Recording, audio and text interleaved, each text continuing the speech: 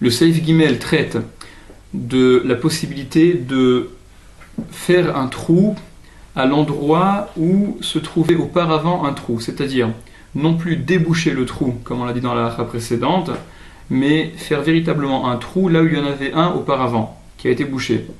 Donc la halakha rapporte Bimkom Nekev Yashan, à l'endroit d'un trou ancien qui a été bouché entre-temps. Nokvin, on peut trouer, perforer, à Filou Bemakdear, même avec un Makdear.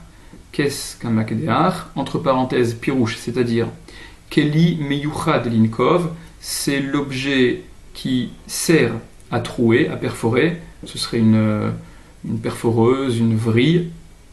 Kegon, par exemple, dans le cas où, chez Nishbera Habarza, où se serait cassé le bérez, le petit robinet, aussi ce qui fait office de bec verseur.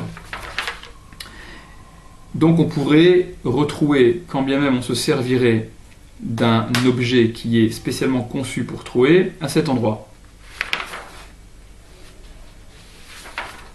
Veyashomrim, et il y a ceux qui disent des lo shari linkov nekev yashan, qu'il n'est pas permis de percer un trou ancien, donc de faire un trou là où il y en avait un auparavant, et là bechavit shel cheres, si ce n'est dans une cruche en argile, chez en astima mehudeket yafé, dont l'astima, dont la fermeture n'est pas extrêmement serrée, mehudeket serré yafé bien, c'est-à-dire la fermeture n'a pas été extrêmement forte, solide.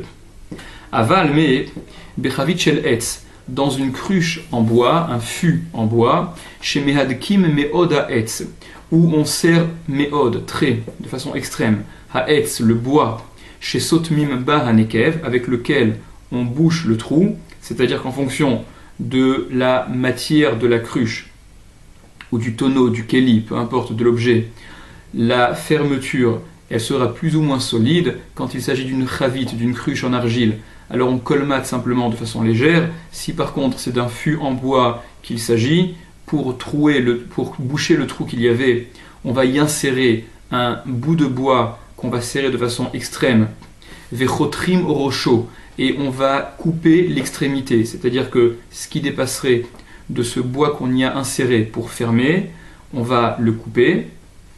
Al-da'at shelo leotzio, dans l'optique, dans l'idée de ne pas le faire sortir, donc de le laisser là-bas et de ne plus l'enlever.